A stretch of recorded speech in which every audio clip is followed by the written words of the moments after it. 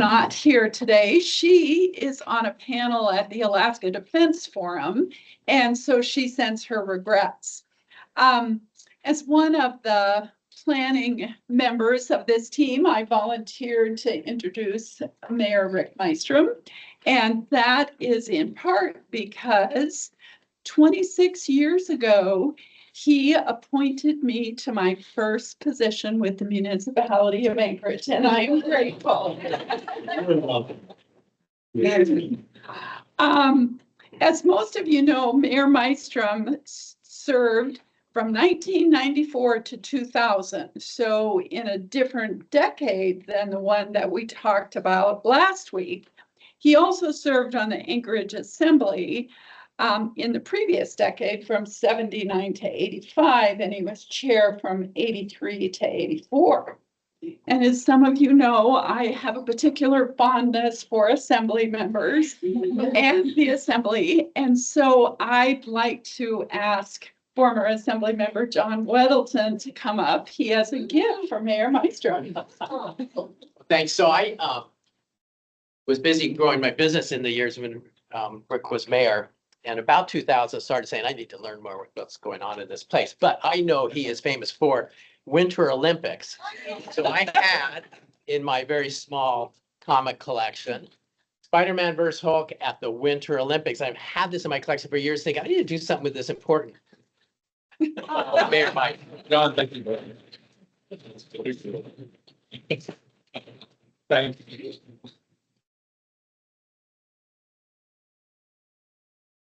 Thank you, John.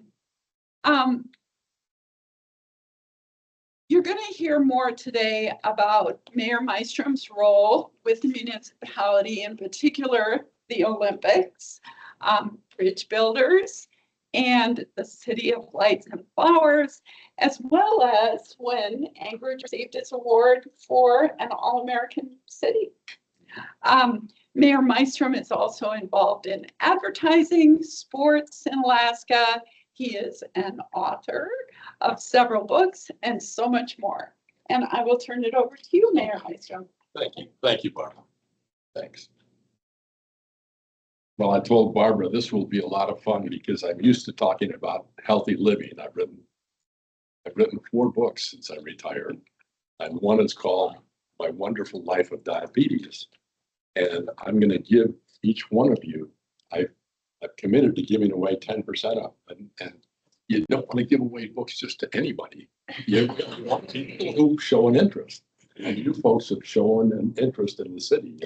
And a big part of this is my mayoral years and the years preceding that with the Olympics and the years succeeding that as an author. And so I think you'll see a light that shows Anchorage through my eyes from about 1972 on. So I want to give that to you. And then I also have another book that I think Barbara is going to be in charge of. This is for department heads. And it's a transition guide of all the projects that we had underway during the time I was, here's my favorite Democrats.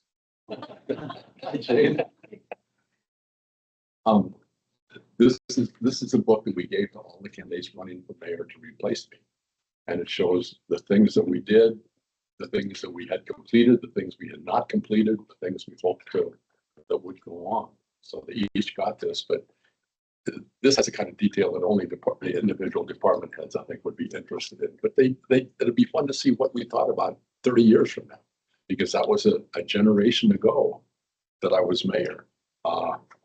Last birth, it was a generation ago. I was, I forget when I was, I think I was 54, so like 50, 52. I'm 81 now, and I said, what happened? Oh, but it's good. It's really good. And when I was a younger person, I had a message that I would tell myself every morning in the shower. Today, I'm going to be happy, healthy, productive, growing, and giving. And that was what I wanted to do every day. I tried to get my life into 5 words. And those were the 5 words I used to do it. Now, as I get older, and I read about how about people when they get to be 80, start degenerating quicker than they did before that, which is good for me. But I And I realized after that reading, and it's not, is that there's four things that are important for people that when they get to be my age, and none of you are my age right now, but some of you are getting close. But, and that is, you need to have purpose in life, purpose. You need to have activity in life. You need to have things to do to keep you busy. You need to have love in life, whether it's filial love or love of friendships or amorous love, whatever it is, you need that love. And then the fourth thing is you need strength. And I never ever worried about my legs before. They always took care of themselves because I played sports year round. Now I spend more time exercising my legs than I do the rest of my body, which probably shows. But it's so important to keep your legs strong.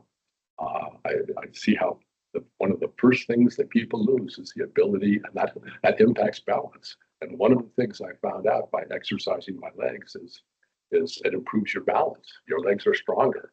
And I stumble once in a while. I actually fell once 4 or 5 months ago, but I haven't hurt myself. I bounce back up and I'm okay. And that doesn't happen to too many people 80 plus years old. I've got a couple of sisters when they fall, they go to the hospital, either by ambulance or by themselves. Excuse me, Rick. Speak up, please. Pardon me? You please speak up. Oh, okay. Oh, thank you, Cindy. Thank you. I should have asked that. If anybody in the back of the room, if anybody in that backyard over there can't hear me, wave your hand. Okay, I will speak up. Thank you, Cindy. Thanks for that. I could sometimes when you're up here, if you hear yourself, you think everybody else hears you, but they don't. But I want to just start by talking about one thing, and that is, just as a start, I went to the University of Colorado, and above the library at the university, they have a saying that says, "Who knows only his own generation remains always a child." And so what you've shown is an interest by having me here in what happened a generation ago. I was mayor a generation ago, roughly 30 years ago, from 1994 to 2000. 1995 would be 30 years. So and for that reason, I'm going to give each person in here a copy of my book, because you've already showed it. And I've signed them and dated them, but if you'd like me to personalize them, put your name on them, I can do that afterwards. So that's it. I think the important thing is to tell you how much fun I had as mayor, and to share some humor with you, the things, because you've got to be able to laugh at yourself, especially if you're a public person. You've got to be able to laugh at yourself. And two of my funniest stories, two of my favorite stories, happened the same day, on the Sunday before my re-election day. I had been mayor for 3 years. It was the Sunday before re-election day. And I was scheduled to speak at the Pioneer Home. But before that, I had an hour and a half off. And I thought, well, I'm just going to go down and to Elmer's restaurant and read the paper. So Elmer's restaurant was on Fireweed Lane. I think, how many people remember Elmer's restaurant? Okay, that's the oldest people remember. So the younger people don't. Now I know I'll focus with you guys on the older people here. But so I went into Elmer's and I got a newspaper and just sat down and was reading the paper. Was not going to campaign. I'd been campaigning for a few months. I sat down at the booth in there and was reading the paper. And then I saw a long table of girls, looked like about 9 years old or so, in the middle of the restaurant. And then I saw who was obviously their chaperones or moms in a booth behind that. And I thought, well, I'm going to go over and wish her a happy birthday. I could tell who the birthday girl was because they had a little candle and cakes, and she was at the end of the table. So I walked over to her, and I bent down, and I got down on my knee actually and started talking to her and asking her how old she was and what grade she was in and things like that. And then I said, well, I just wanted to come over and wish you a happy birthday. I thought she'd never forget that the mayor came to wish her happy birthday. And as I walked back to my booth, the little girl next to her said, "Who's that?" The little girl said, "That's Elmer." So I got credit for being Elmer. Elmer's pancake. And then I had that speech at the Pioneer Home an hour later, or something like that. So I went to the Pioneer Home and gave a talk at the Pioneer Home to all the folks that were there. And after it was over, one of the fellows came up to me and said, you know, that lady, it's her 90th birthday today. You see that lady there? It's her 90th birthday. Her name is Esther. And it would be really cool. She'd really appreciate it if you'd go and wish her happy birthday.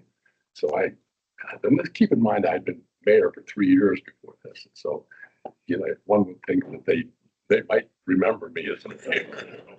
So I walked over to her and I sat down next to her and I wished her happy birthday and asked her some questions about herself. And then I said, well, you know, there's an election coming up Sunday and I'm running for mayor and I hope you'll consider voting for me. And I started to say thank you and walk away.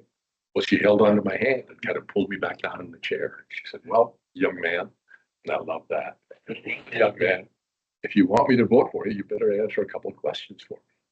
And so she asked a question about crime, and then she asked a question about photo radar, because I think she had gotten a ticket driving down speeding past, and she had a ticket.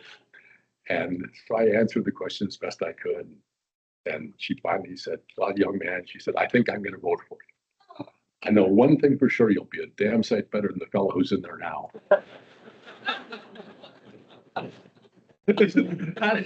That sort of, it makes you humble, doesn't it?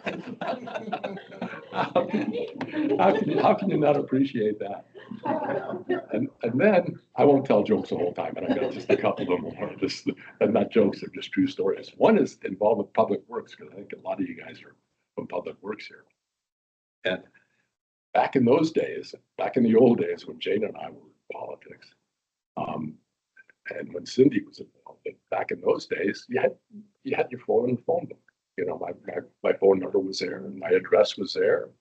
It was just right there. And people were actually more respectful for me as mayor than they were in the assembly, because they presume on the assembly, you know, you have a day job and they can only talk to you at night. But I didn't get many calls at all. But I got one morning or one day about midnight. It was in the winter, it was about midnight. I got a call. Well, I had another call from a guy not too long before that. He was a little drunk and he wanted to know where all the hookers were. I said, well, you need to talk to Mayor Mystrom. He got him out of downtown. I think I got him to Spenard, I'm not sure. But anyway, this guy was perfectly sober and he called up and he asked me, he said, is this a mayor? I said, yeah. I'd been asleep for about 2 hours. I said, yeah. And he said, tell me. He said, is your street plowed? And I said, I don't know. Look, I looked outside and I said, yeah. And he said, well, mine isn't. And you said you'd plow them all in the neighborhoods in 3 days, and mine's not plowed. So I said, okay. I said, just give me, I have a little pencil on my bedstand. And I said, just give me your name and address and your phone number, and we'll take care of it tomorrow morning. So he did. So I called up the next morning. I called Jim Farrell. Jim was head of public works. I said, Jim, I want you to do me 2 favors. I want you to plow this guy's street. First chance you get, have it plowed. The second thing is I want you to set your alarm for 3 o'clock tomorrow morning. I want you to wake up and call this guy and ask him if the street's plowed. So he did. Yeah. But the final thing, you know, I always thought I was a pretty good dresser for being mayor. And but one day my son came. He went to West High. He was a senior at West High. Came into my room and said, Dad, can I borrow one of your shirts for school today? And well, you know, all fathers are kind of proud if their son wears a shirt of theirs. I was about 6'3" and maybe 190 pounds. Nick was about 6'3" and about 160 pounds at the time. So I said, it'll be a little big for you, but you can wear one, help yourself. You know, feeling sort of fatherly pride. I went downstairs to have breakfast. And I said, Beth, Nick's wearing one of my shirts to school today. She said, I know. Today's nerd day at West. So we had that. Let me talk to you about, first of all, my goals as mayor, and then I'll leave some time for questions and answers. So maybe I'll talk about 20 minutes or so. Question and answer. But in terms of setting my goals as mayor, one of the first things I based it on, thank you. One of the first things I based it on was that over the past 3 centuries, I looked at what made cities successful over the long term. And you come to realize that in the 1700s, what made cities successful is they had to be by tidewater, by the ocean, the Atlantic Ocean, in the case of the 1700s in America. If they had access to the ocean, they could build, they could grow, they would be successful. They could start to be successful. They had an opportunity to be successful. They weren't all successful, but they had the opportunity. And then in the 1800s, what gave them the opportunity to be successful was those who were smart enough or lucky enough to have railroads going through their cities, or if they were really lucky to have intersections of railroads like Chicago, Minneapolis, St. Paul, and Atlanta that had intersections, St. Louis that had intersections of railroads. And they really prospered during the 1800s. Well, during the 1900s then, it really became those cities who could best accommodate the automobiles, who really had a chance to grow and prosper. Those cities that couldn't, and especially the cities back east that were designed for walking, and they had a lot of buildings, they were narrow streets. They couldn't accommodate as well as the western part of the United States could. So I said to myself, okay, how about 20th century? How about 19th? How about right now? And then the 21st century, what's it going to be? My thought is that in the 21st century, people didn't have to live near their corporate headquarters. They didn't have to live necessarily even near their customers. They could choose, and it's happening now. No, we all know that now. But this is what I thought in 1994. It's really going to be those cities that can attract people through good environment, attractive living, safe communities, a lot of activities. It's those cities that can attract people who will be successful. And so that was my focus. During the whole campaign, I talked about it, a safer, more attractive city. I said a cleaner, safer, more attractive city. And then I added later on, with more activities to it. But over and over, I did that in the campaign, and over. That was my message. So I wanted to make Anchorage a safer, cleaner, attractive city with more activities to attract more people to live here. And to some degree, I think it's working. 6 years as mayor is not enough really to firmly establish things, but I think it was working. I think we got it. And then I asked myself, how do I measure being a mayor? How do I know if I did a good job? Lower taxes, maybe, higher, less crime, yeah. But I came to the conclusion that if the people of Anchorage were prouder when I left office than they were when I entered office, I'd be successful. Whatever made them proud, I wanted to have the most people the proudest of Anchorage, and did that through a lot of different things. But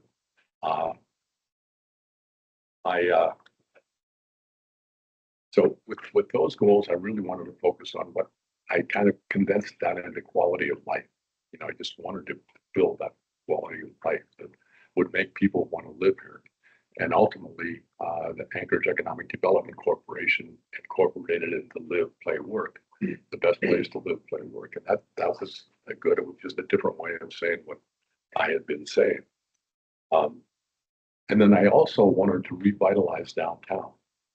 And the very first week in office, Dan Cuddy came into my office and said, Mayor, I wanted to tell you personally, they had their main headquarters was at 4th D Street, D Street downtown. And he said, I want to tell you, we're moving our bank out of downtown Anchorage. I said, Dan, why are you doing that? And he said, well, these were his exact words. Downtown is dying and it will be dead in 5 years. And I said, Dan, give me a chance. Give me a chance. I want to revitalize downtown. And they said, it's too late. We've already got the land. We've got the plans. We're going to be building on 36th C. So they did. But I sort of moved that up in my agenda, the revitalization of downtown, losing a big business downtown because of that. And I wasn't sure how I was going to do it until I attended a meeting of the Conference of Northern Mayors. And I went to this meeting, and it was in Manitoba, Saskatchewan, north of the Twin Cities, St. Paul, Minneapolis. And the mayor of Manitoba was a mayor named Sue Thompson. And there was a big conference of Northern Mayors. It's mayors from Japan, mayors from northern parts of Japan, Hokkaido, from Norway, from Sweden, from Canada, from the United States,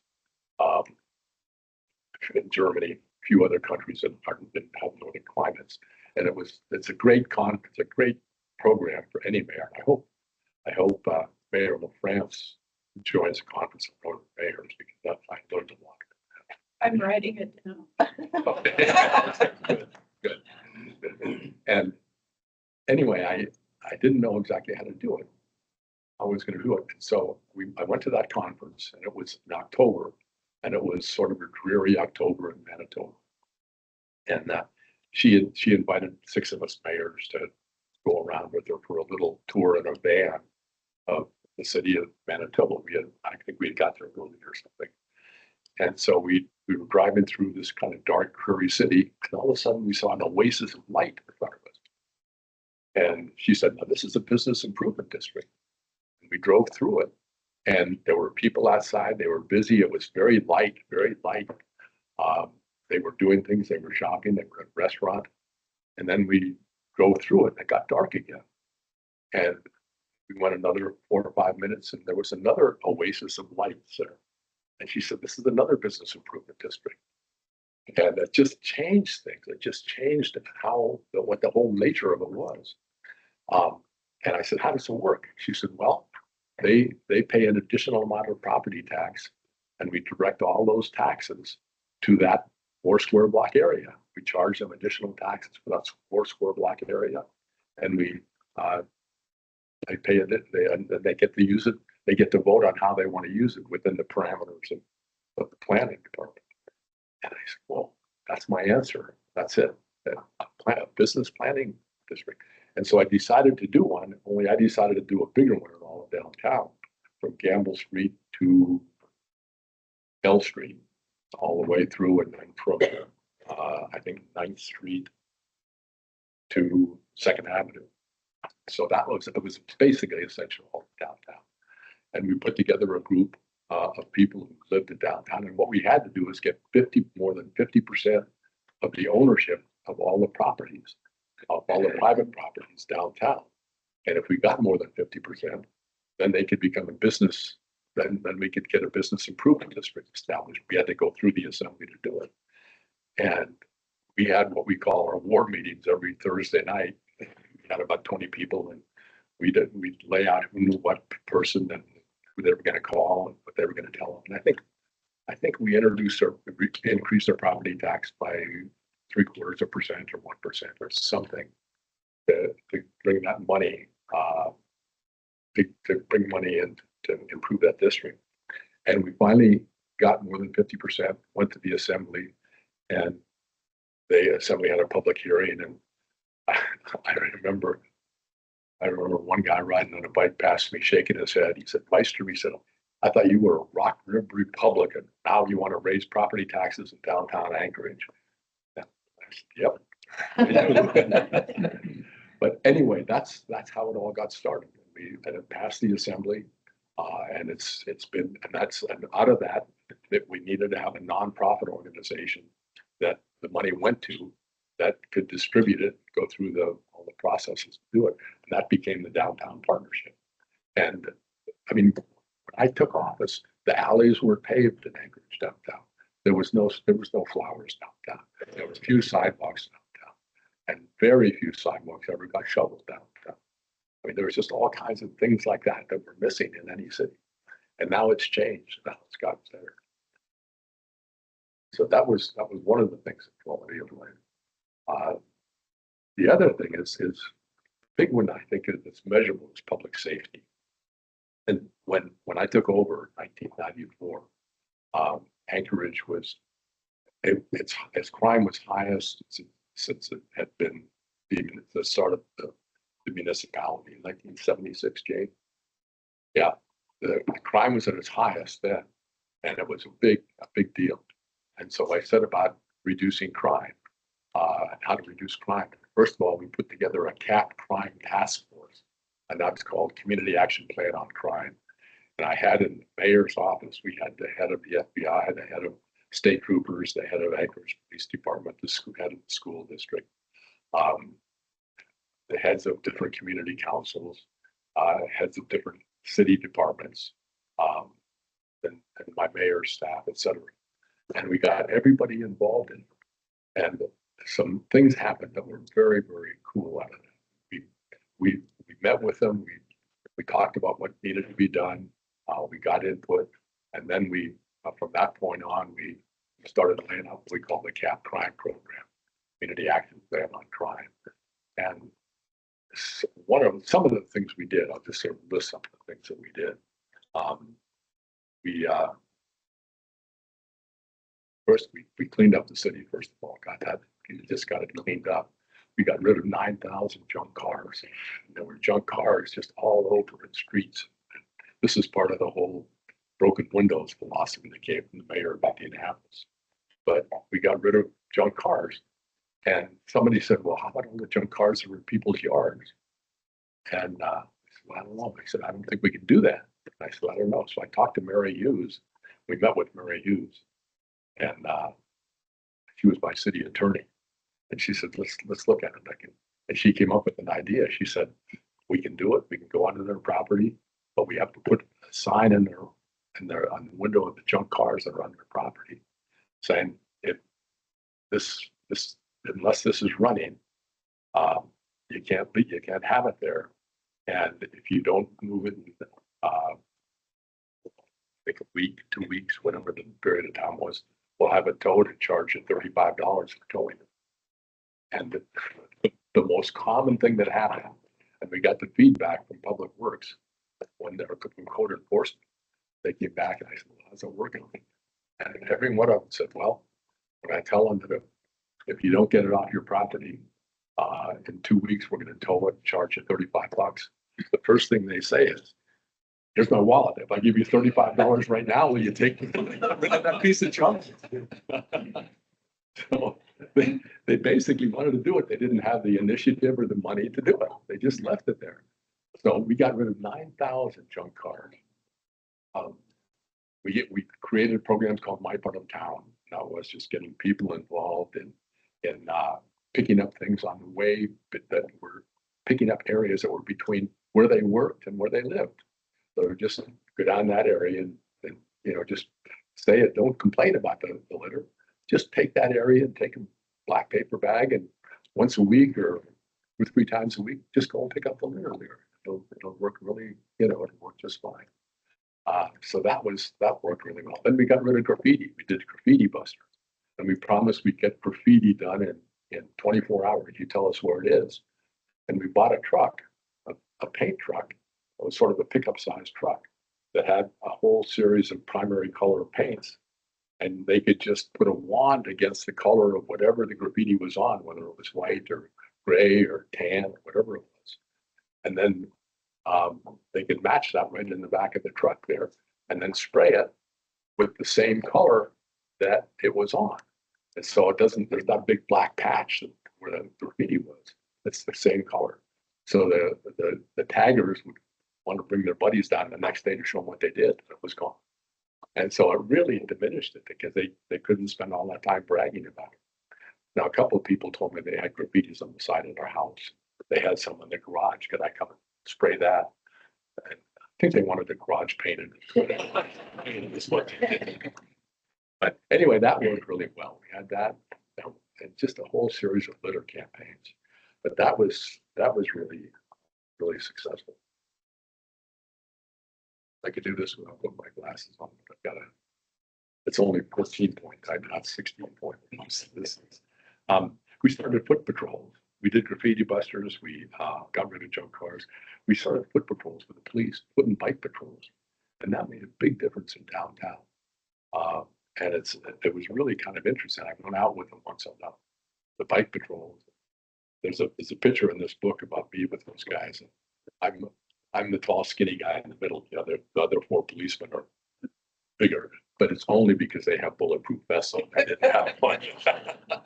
Maybe it's only, I think probably bigger than me anyway. But and it's really interesting to see somebody get pulled over by a bicycle, and they did it.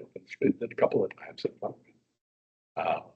And then I rode out with the police department to see what's going on, and I went out with Rob Yoon, who's really a great guy. He was the head of the union, the police union.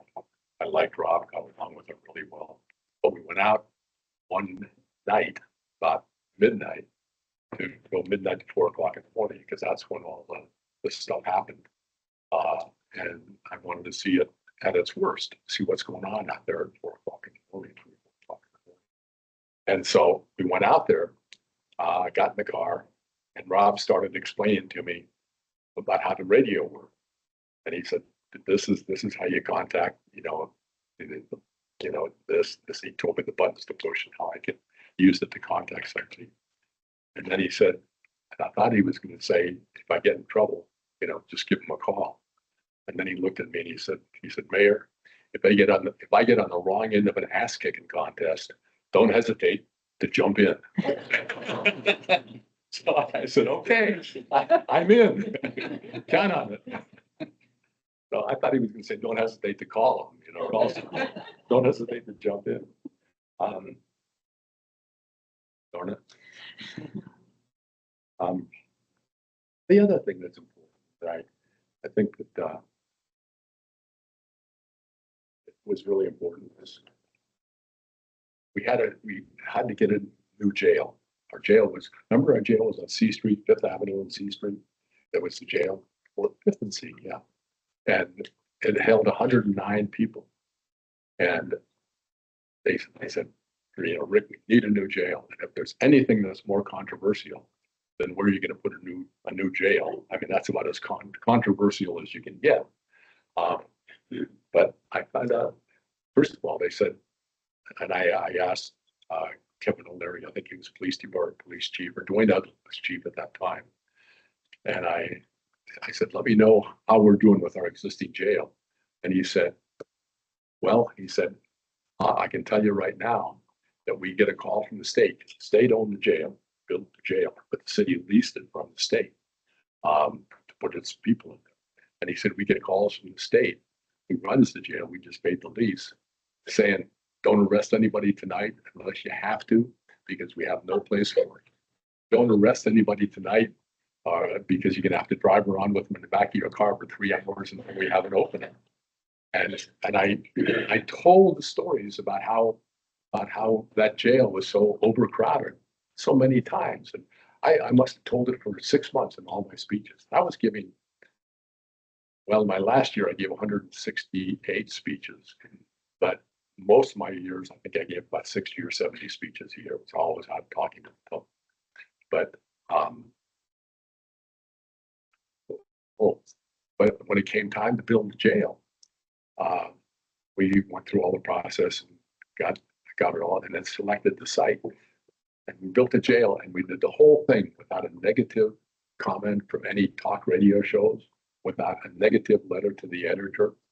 And it's because I defined the problem very clearly and very long in every speech I had before I presented the solution. And if there's any problem that there's anything that's really a good illustration of that not being done now is when Trump had his Liberation Day, and he talked about the changing all of the tariffs in all of the countries because they weren't fair. He never talked about that as a problem. Nobody ever knew that was a problem. And I'm not sure it was a problem. I mean, poor countries are always going to sell more to us than we're going to buy from poor countries. We're always going to buy more from poor countries than they're going to sell to us. So you can't, that's no measure at all. But he didn't talk about the problem before he talked about the perceived solution. And that's very, very good. And then finally, in public safety, and maybe most important, we created Bridge Builders. And that's been a lasting program. And it's just wonderful. It started, where did I do it?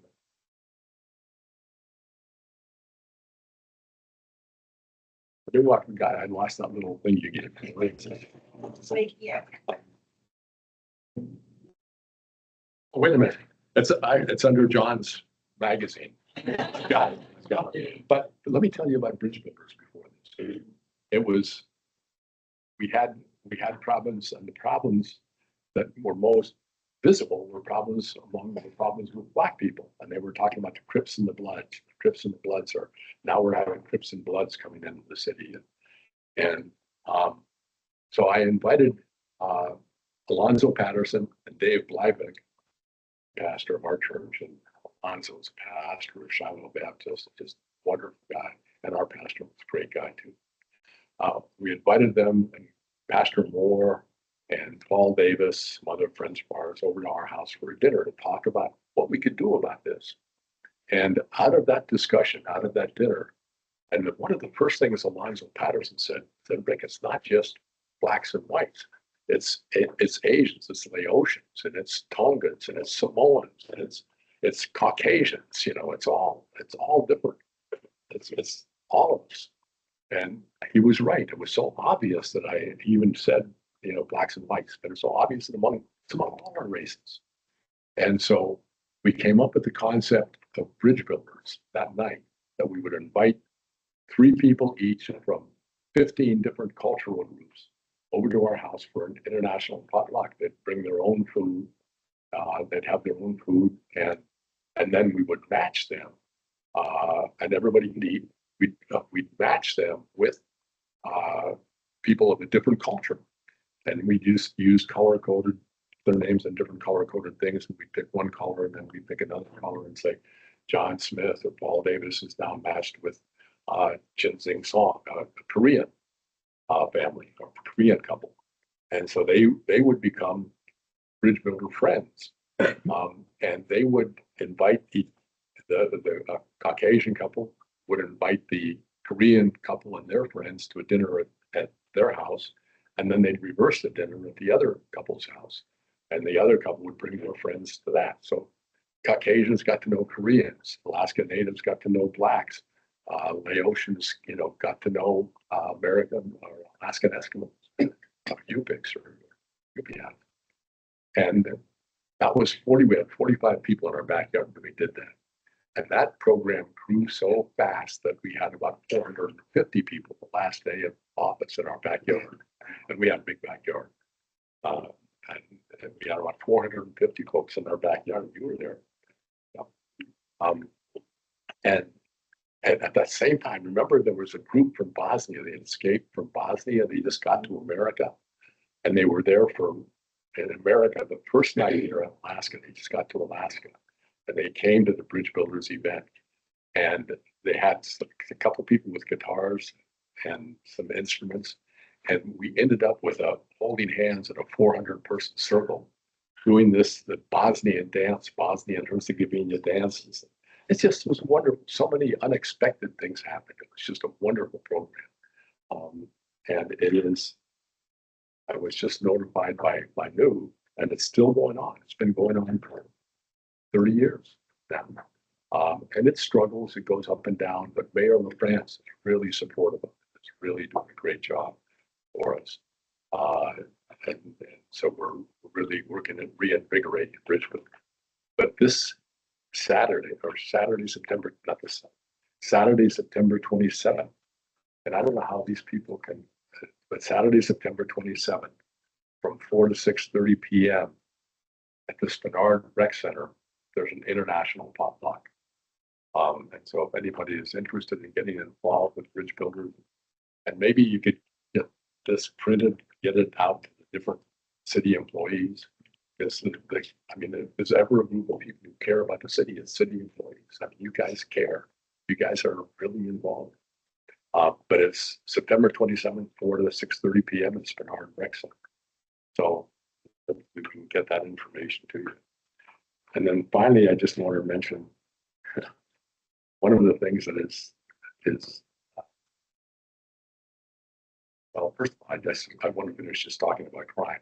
The result of the crime during our term in office, 94 to 2000, I had set a goal, and I'm often fond of setting big goals. I set a goal of reducing crime by 50%, cut it in half. I wanted to cut crime in half. And with all the different things we did, and I have to say we failed, but we did cut it by 43%. And we went from the 50th safest city of America's top 100 cities. We went from the 50th safest to the 19th safest in 5 years. We surpassed everything. In another category, cities our size, we were second safest. So we had a lot of success. But finally, I think more than anything else, what I'm remembered by, besides bridge builders, is a city of lights and flowers. Yeah. And I have to say it came from that whole thought that whenever people would say Anchorage, Alaska, boy, isn't that cold and dark? And everybody said, cold, how do you live with cold and dark, cold and dark, cold and dark? And I thought, what do you do? You want to say warm and light? Well, no, not exactly. But what about lights and flowers? And so we started promoting it, and just every speech I talked about, light up your house in the winter, do the flowers in the summer. And I'll tell you, Chugach Electric love me. They volunteer all kinds of stuff, and people help it out.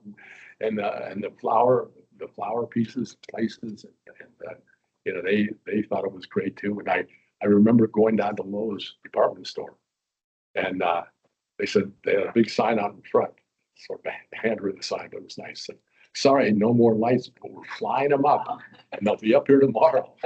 So you can get lights for the mayor's program. So, but it was a great 6 years, and people now say, "Guys, I bet you were glad it was over." And I was in a way, but it was 6 of the best years of my career life. It was just a wonderful time. And a lot of it comes from the fact that you can't always choose the road you have to go on, but you sure can choose whether you want to walk on the sunny side or the shady side. And we walked on the sunny side, and it was a good trip. So I just want to say thank you very much. And I got these books for you folks to get them. And thank you for letting me speak.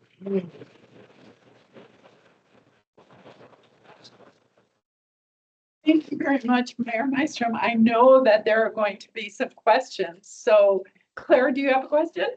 Yeah, hi, I'm Claire, I'm from the Assembly. I've been having an ongoing discussion with people about who's in charge of the vision of the city, with the mayor, the assembly, the nonprofit. And Who's in charge of what? the vision. The vision of the city. Is it, can an individual stand up and set it? And so I had this conversation with someone who's been around a while, and he said, well, Rick Mystrom, I think, is the person who had the best, and I'm not hissing up, it actually happened last week. He really set the vision for our community. And I think some of the things that you did, like the lights and flowers, that's in our DNA now. So I'm just wondering how you're able to articulate a vision and get people behind it in such a strong way. Because I've seen a lot of our leaders struggle with that. Yeah. You have to, first of all, people in Anchorage won't buy into some great solution without buying into the problem. So they've got to know what the problem is. But the responsibility is not to the assembly, it's not community council, it's the mayor. I mean, people look at the mayor as the leader of the city. And in fact, through our charter, which Jane Anbert was really instrumental in a number of times. Thank you, Jane, for what the charter commission did. It was great. They made it a strong mayor form of government, very strong form of government. And it's the mayor's job. Mayor's, you can put it in front of the assembly and talk about it for 3 or 4 months or so. But the mayor needs to talk about what she wants. What's best? What does she think will make the people prouder of the city when she leaves? And what can continue on after? So it really does, the job is really the job of the mayor. And what I did, and I think it was really good, is every Monday and Thursday morning, I'd have staff meetings of my key staff people. And it was the Larry Crawford, who was the administrator, head of the administrative departments. George McHale is the operating departments. Mary Hughes was my city attorney. Tom Tierney, who was the city, he negotiated with all the city unions. And sometimes the chief of police. And then Denise Berger was my chief of staff. She was a wonderful lady. But I'd have ideas from over the weekend, over and over, but I just can't wait to do those. And I bring them up. We talked every Monday morning about those ideas. Sometimes everybody thought it was a great idea and we got to pursue it. Other times they thought it was a terrible idea and they explained why. And other times they said, well, maybe, what if we do this and this? And so you need, unlike Trump, who just does it with, he comes up with social media and says, this is what I want to do. And then the people try to figure out how they're going to react. And, she should be thinking about what she wants to do on the weekend on her free time. I found that when I drive up on the hillside, every 1,000 feet I got above Anchorage, my vision got clearer. And a lot of times on a Saturday or Sunday, I'd sit up by the trailheads up there, just look out over the city and just think. And the city, you get the whole picture then. But it's really up to the mayor, and then it's up to the mayor and her immediate staff. And then we also met on Thursday mornings to sort of talk about how the week went, and then Monday mornings on how the week's going to go. So it's up to the mayor. I think the city of lights and flowers being in our DNA is a really good comment, Claire. And I don't know how many of you know, but my recollection of that was you leave your lights up at Christmas until the last Iditerator gets in. And, right? That was it. That was the theme. That And was the so, theme. yep, When the last musher gets to The- go, then you can turn the light. take your light off. But it really worked nice. I mean, there was like, some of the places were great. Some still are. But I had a friend of mine, he'd just been putting up lights in his trees. He said, Rick, he said, next year, how about doing a city of handshakes and smiles? Bill, Mayor, we were told by Jane Andick 2 weeks ago that the service area concept was important for voters and for buy-in unification. It also meant we had no police on the hillside for 20 years. Yes, I'm wondering if you could tell us what the story of expanding the service area to the hillside. I sure could. That was the single most controversial decision of my career. And before this, so just to give you the background of it, before this, there was no police on the hillside above Seward Highway, and I don't know what the actually definition, but basically the hillside. But and the state law says that any city area or any service area that doesn't have police, it's a state responsibility to take care of it, to keep it safe. And so the state police would be cruising through there once in a while, but they were busy with a lot of other things, but they were there once in a while. And so they had the hillside had their own service area, but they didn't pay for police. Now these are people who came down to Anchorage to shop. They largely came down to go to entertainment events. They came down to go to parks in lower Anchorage. They came down to go to school sometime here. They came down to go to churches. And they were protected by the police, but they didn't have to pay anything. And so we had the issue of the service area, and that was supposed to be able to vote, do it, control its own stuff. But public safety was a different animal. I mean, even but public safety, police was a different animal. But what we found out, and again, I counted on Mary Hughes figuring this out. She was a great city attorney, by the way. She basically said, because there's such a big impact on everybody's taxes, this is something that everybody, because we all paid more taxes because the hillside didn't pay any. And so we've all paid more taxes. The hillside represented, I think, almost 20% of our tax base, and 80% was the rest. And her position was, and she thought it would hold up in court, that this was something that impacted everybody. It wasn't just like plowing the roads, the hillside, it impacted everybody, and everybody on the hillside benefited from it. Maybe not as much as some people did, but maybe more than others. And so she argued that it would stay in court if we did it via a vote of all the people of Anchorage. So we had 80% of the people that thought it was a good idea and they thought it would be good. And we had 20% of the people that thought it was the worst thing they had heard in their life, and they were absolutely intensely against it.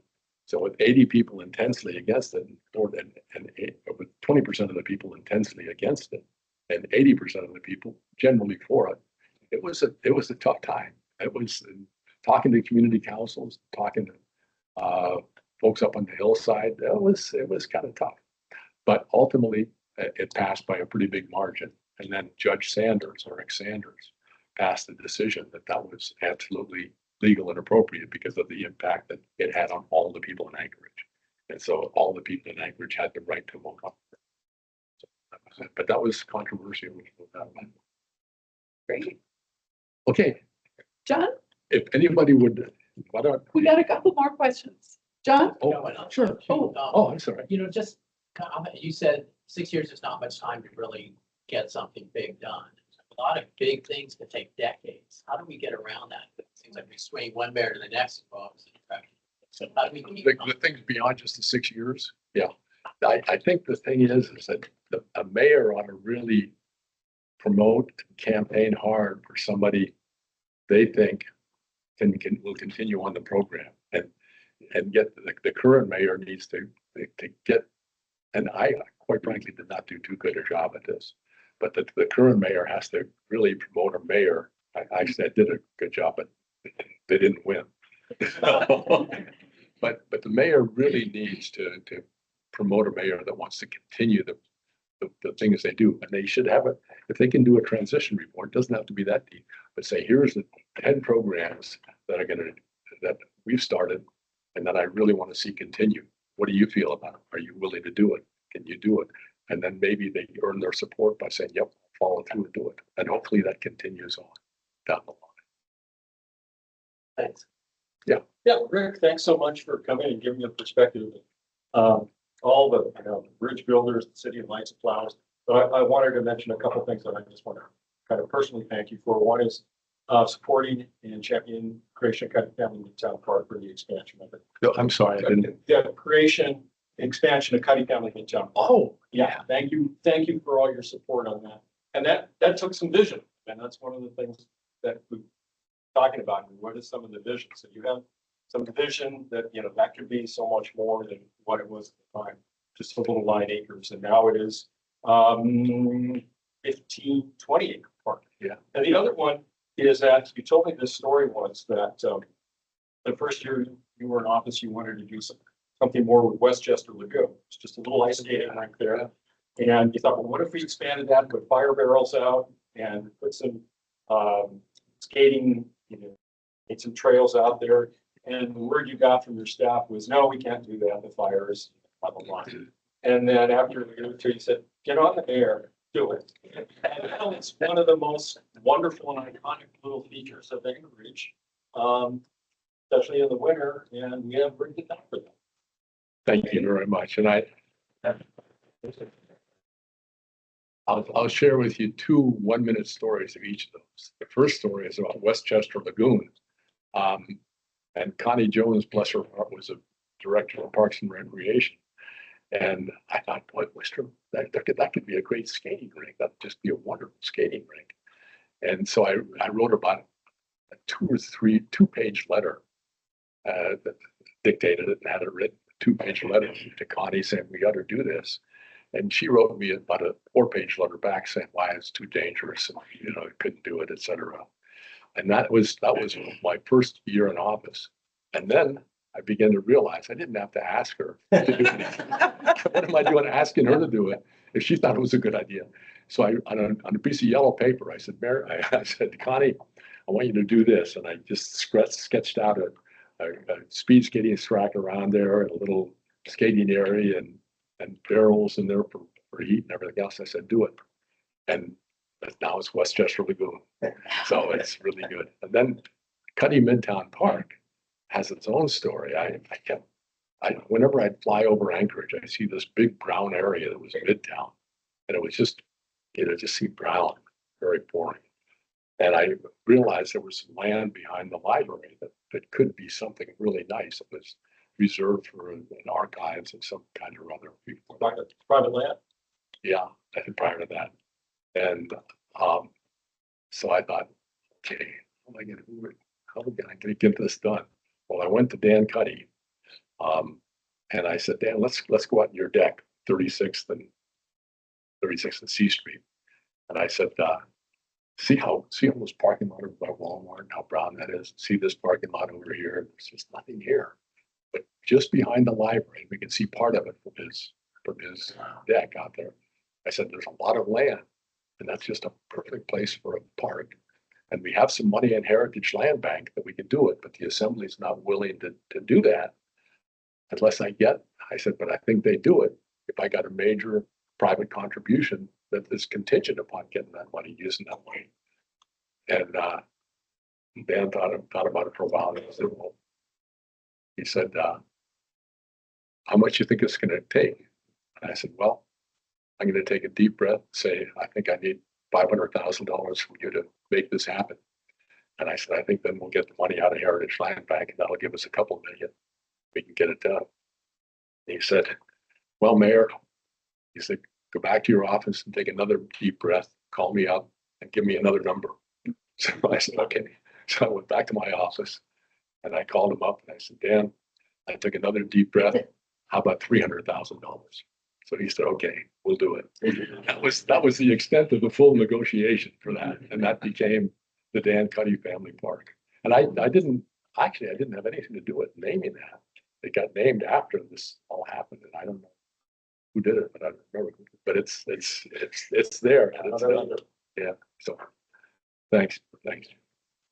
Yes. We have a question online, a couple questions online, Mayor. The first one is, I would like to know your perspective on the trajectory of homelessness in Anchorage during your term and after. I'm glad they asked the trajectory of it because they didn't ask how to solve it because I'm not 100% sure. But two things I think need to be done. I think that the city needs to pay attention to the homeless commission. And my son served on the Sports and Rec Commission under Ethan, and Ethan and Ethan. Yeah, but anyway, and he said we took action on about 146 resolutions the city gave to us to give advice on the different parks all around the state. He said we worked hard and we did it. He said under Dave Bronson or under Mayor LaFrance, nobody's even asked him. And so he got a vote. He got appointed to the homeless commission because he's a very smart young guy, and he got appointed to it. And he finally resigned. He said they don't know where to go. They've never had any contact with the administration. They've never had anybody asking them any questions about it. And he said they just wandered. That's one thing. We didn't have a homeless problem. I don't know why it came up. And I'm glad they asked about their trajectory because what I think we have now is a lot of private buildings have been purchased for homeless people. We feed them, we take care of them, we get them why wouldn't they come in for the villages and come into Anchorage and do that? I think, I don't know how to make it smaller, and I don't pretend I haven't spent that much time thinking about it.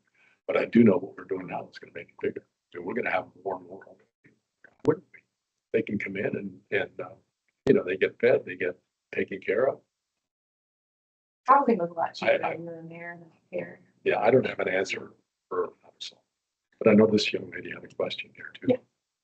Well, thank you. I'll go quickly. Thank you for sharing the story of how Bridge Builders came to be. I didn't know that story. That's a wonderful program. And yeah, and just learning as a part of your leadership of how you value diversity and inclusion.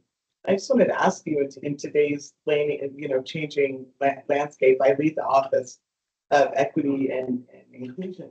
And it has been challenging sometimes for those who don't necessarily see the value in celebrating the incredible diversity of the city. I mean, my parents moved here 14 years after statehood and told me all the stories about how Alaskans are Alaskans first and we help each other. And we're all here building a very young state together. And that is to be celebrated. And I saw so many different people and cultures and nationality in our home and at our dinner table.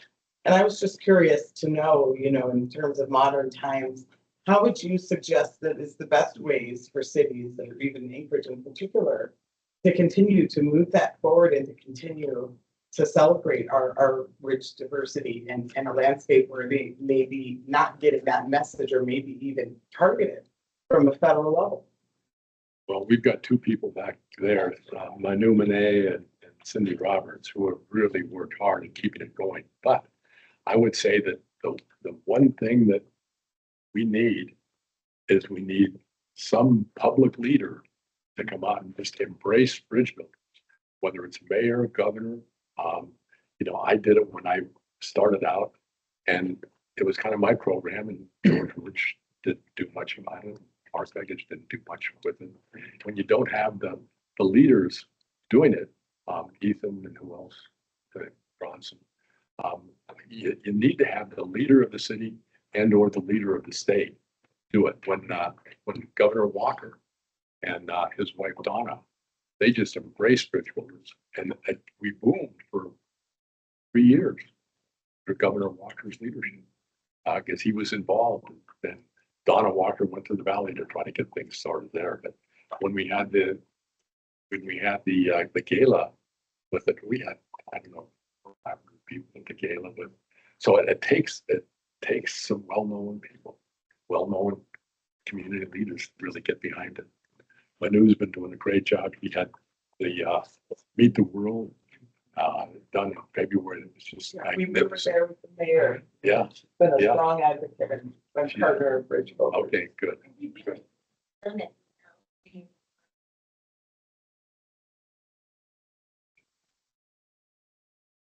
I didn't hear that, but I believe it was something good.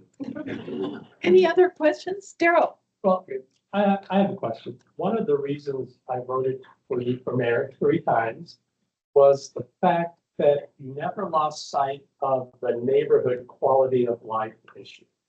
And, having been the ombudsman for 13 years in the city, I hear from a lot of people about neighborhood quality of life issues. Do you think it's a mistake when a mayor focuses too much on the big picture and loses sight of the neighborhood quality of life issue? I think when Jane and her group put into the charter, the community councils, I think those people really have to be the leaders to do it, to bring to the mayor's attention what's going on in subdivisions, because the mayor doesn't have the intimacy that they have.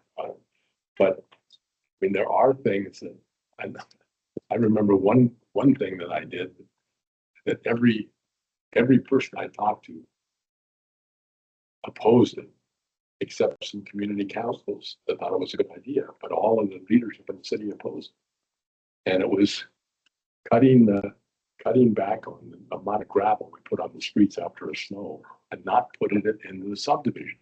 And everybody said, oh, there'll be accidents all over, we can't do that. But it used to be when I came into office, within a day or two, there'd be dirt in all the subdivision roads. And then they got into the home, the yard, the garages, just all over. It was a mess. And then there was more to clean up. But what I came to the conclusion of is people drive, the speed they drive is according to their own level of risk. And if they're in a subdivision and there's a snowpack, they may drive it 16 miles an hour. If there's dirt on the road in the subdivision, their level of risk may let them drive at 25 miles an hour, 30 miles an hour, whatever it might be. So it's not any riskier. They just have to drive a little slower. The subdivisions are so much nicer. But I really do think that the mayor the community councils have to communicate, and the mayor has to list in terms of quality of life. And Tom Begich really helped. And Chris Constant both really helped me and Bootleggers Cove an inland view subdivision, getting all the telephone poles down. The wires and everything else and using it. That makes a big difference there. And there was nobody in this Bernard Community Council that communicated with them. So all the wires went down, but the poles are all still up. You drive through Bernard and go in behind Beartooth Theater and all the apartments there. And we own about 120 apartments or something, very aware. You see all the poles are still there. And there's, I think maybe one wire or something. But yeah, they're there. So, Mayor, I'm gonna take one more question online. This one says, they would like to know if you're still involved with the Big Brothers Big Sisters program. And what do you think about its impact locally? that's been one of my, thanks, Jane. That's been one of my real great satisfying things. I was in Colorado, I was on a program called Lads But Not Dads. And I was assigned to a boy that didn't have a father, and I really liked it. Then when I moved to Los Angeles, I joined the Big Brothers program there and had a little brother named Danny. We did a lot of things together, and he took part in my wedding there. And it was just really a good time. And I came up to Anchorage in 1972. And I think it was about 1973. I thought, well, be a big brother up here too. And there's no internet. You can't look it up on the internet. So I couldn't find anybody who knew anything about how to contact where Big Brothers was. I found out they didn't have one. But I remembered from Los Angeles that it's back in, the headquarters is in Philadelphia. So I called Big Brothers Big Sisters in Philadelphia. I said, oh, we don't have a Big Brothers in Alaska. What are you doing for the next 5 years? And so they sent me some stuff on how to start it, and I got it going and got it started. And we got it going pretty well. And now I think so far, I think they've matched, I believe, about 15,000 big sisters, and they have big sisters and little sisters too. So I still think they're doing a good job. I don't know personally how good they're doing, but it still provides, it changes what it means to grow up in Anchorage or in Alaska. It's in Juneau too now, and I think it's in Patrick Valley. So Thank you. That's been satisfying. Let's do a couple more questions and then, go ahead. Hi. Hi. I had the pleasure of being a special assistant. Noticed in talking today, you were wondering how when you only have 6 years, you could follow through and get things done. And I will tell you, it's very hard. But one of the things you have to do is elect somebody that's a visionary and has a positive attitude. In the years I was in the mayor's office, I never once heard this man use a negative. We never had a problem. We never had an issue. It was a challenge. And he looked at it with a positive attitude and thought, oh my God, how will we get this problem solved? It was, oh boy, we have a challenge. Let's see what we can do. You know, so if you want to get things done in 6 years, you need to elect a visionary and somebody with a positive attitude. I thank you for the years. Thank you. Thank you, Jay. Did you know, I'm gonna just end on this little note of a visionary, a positive attitude. Thanks very much, Mayor. But I'm gonna tell you that Mayor Mystrom walks his talk, because I remember parking in the parking lot of City Hall on an early morning. There were hardly any cars there. And I saw Mayor Mystrom walking in, and he was picking up trash in the parking lot. And did you know, I make it a habit to do that now. You've influenced me, 26 years later. Picking up trash is part of your vision to make Anchorage a better place. And you've influenced lots of us. Thank you. Thank you, Griffin.